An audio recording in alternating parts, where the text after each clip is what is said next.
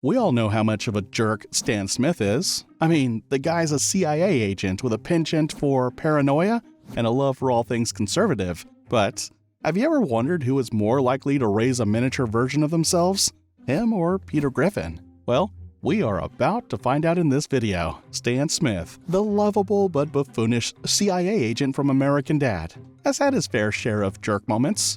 But one episode that takes the cake, the icing, and the entire bakery is Season 1, Episode 1, titled Pilot. Stan shows us exactly why he's the king of jerks. First off, his daughter Haley tells him the truth about the CIA's fear-mongering tactics.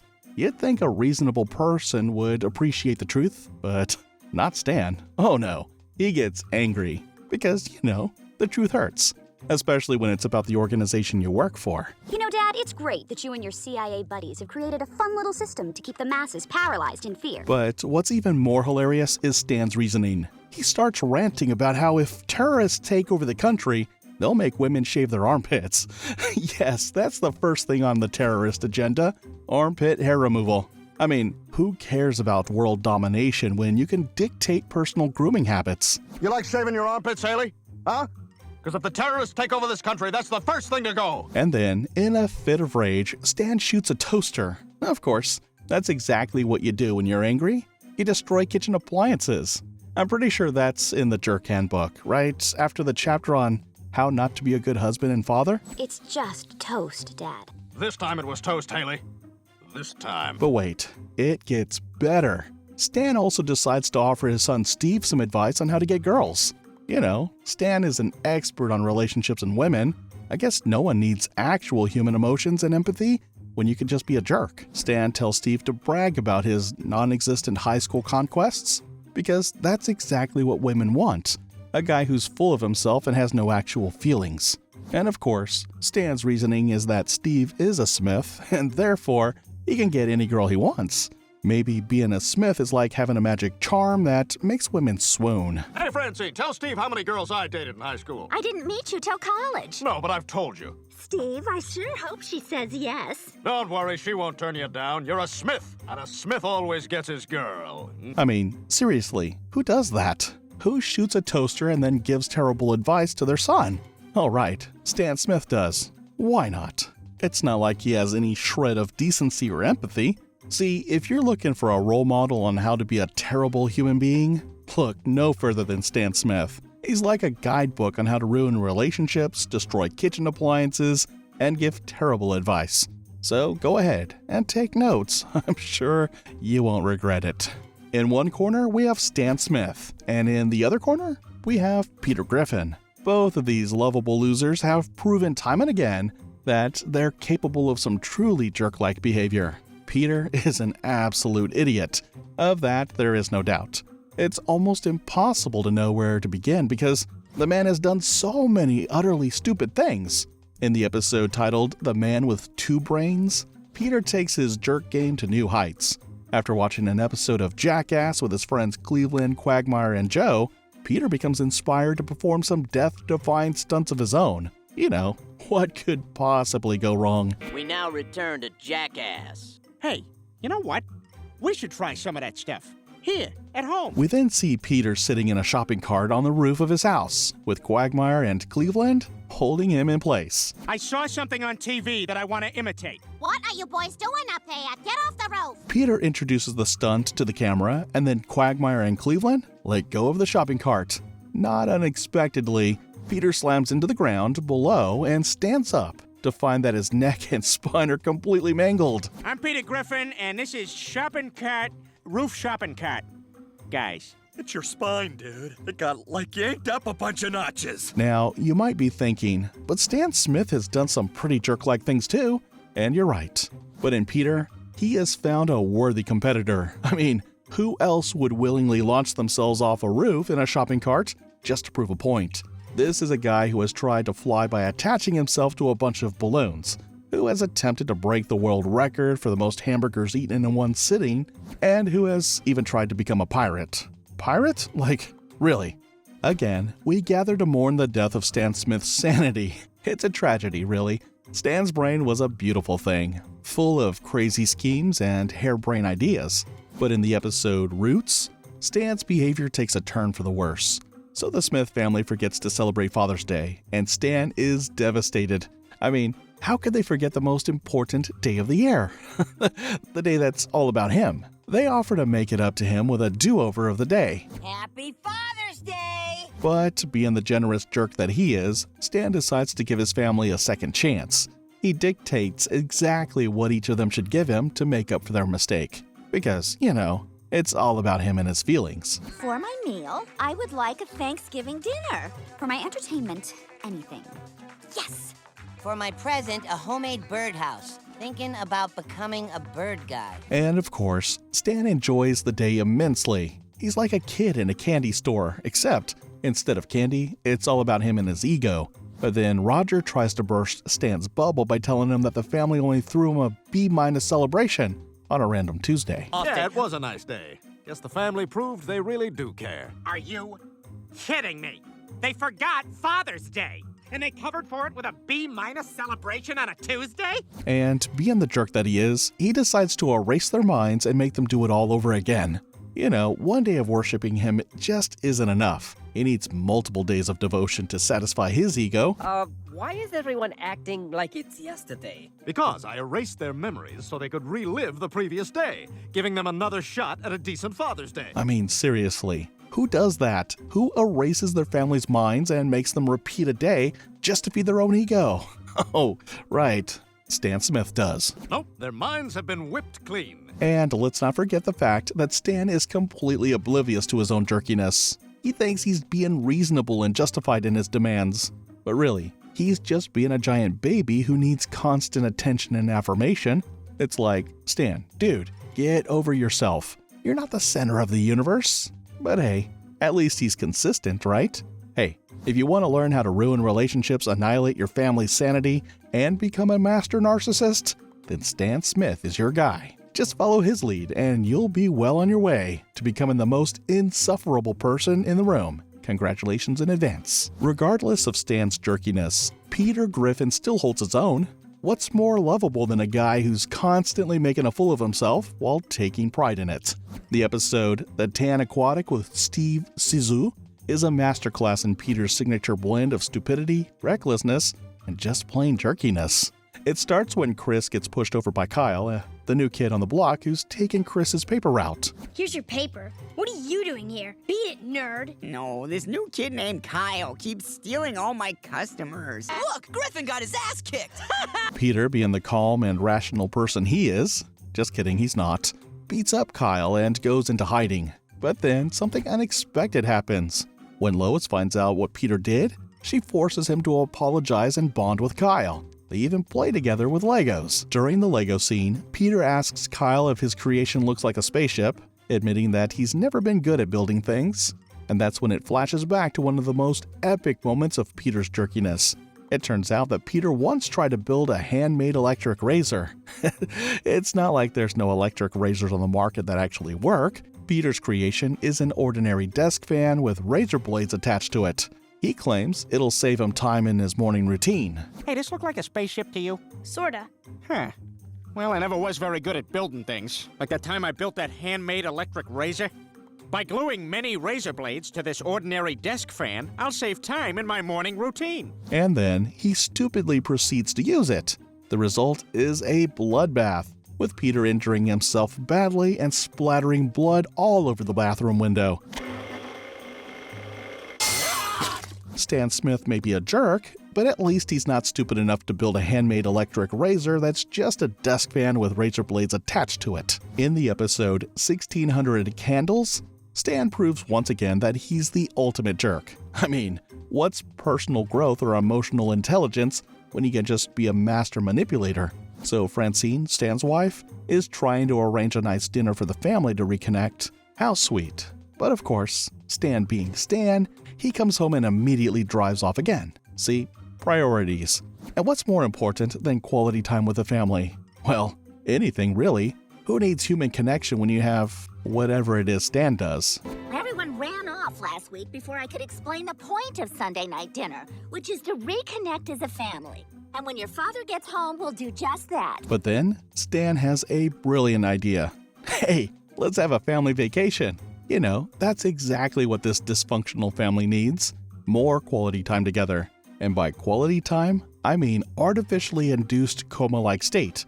You know, for fun. It's time for a Smith family vacation. It turns out that Stan's idea of a family vacation involves poisoning their pancakes, because why not? And then erasing their memories to put them in an artificial reality chamber. You know, for bonding. Why waste time with trust and open communication when you can just manipulate and control your family members? Wakey, wakey, eggs and bacon! No, Roger, why are we in these things? Well, every year, Stan checks out these artificial memory chambers from the CIA, plops you suckers in, and then programs a great vacation. And when Francine confronts him about it, Stan's response is, yes, all our vacations have been a lie. Wow, what a romantic. All of our vacations, the only thing that ever brought this family together, have been a big, fat, fake lie? Yes! Yes to you and yes to the game. How did you get us into those vats?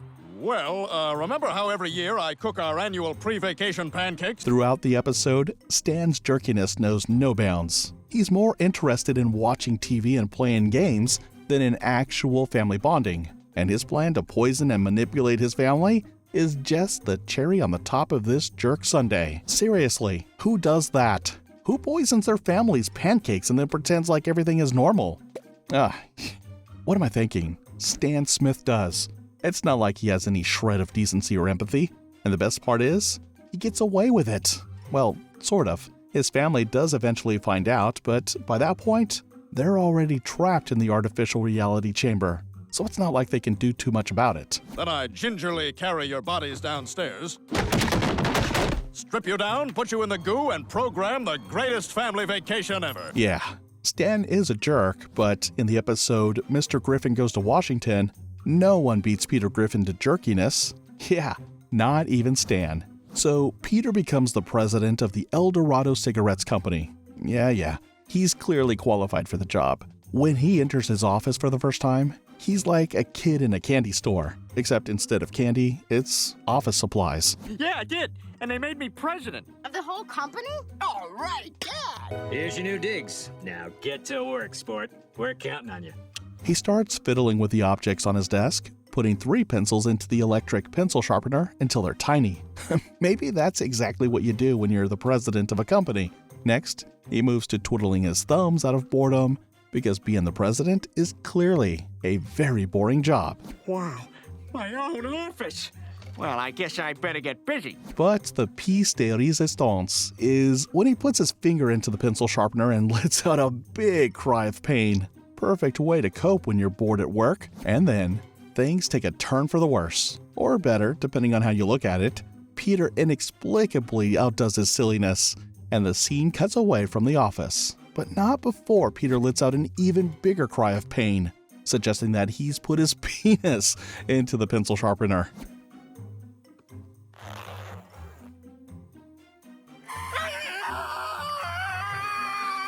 I mean, come on. Who does... Peter Griffin, that's who.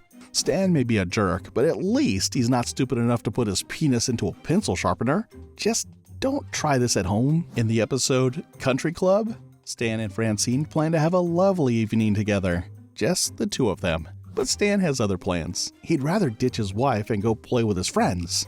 Yeah, hanging out with buddies is way more important than spending quality time with your significant other. And let's not forget the way Stan talks to Francine. He's so dismissive and condescending. It's like he's talking to a child.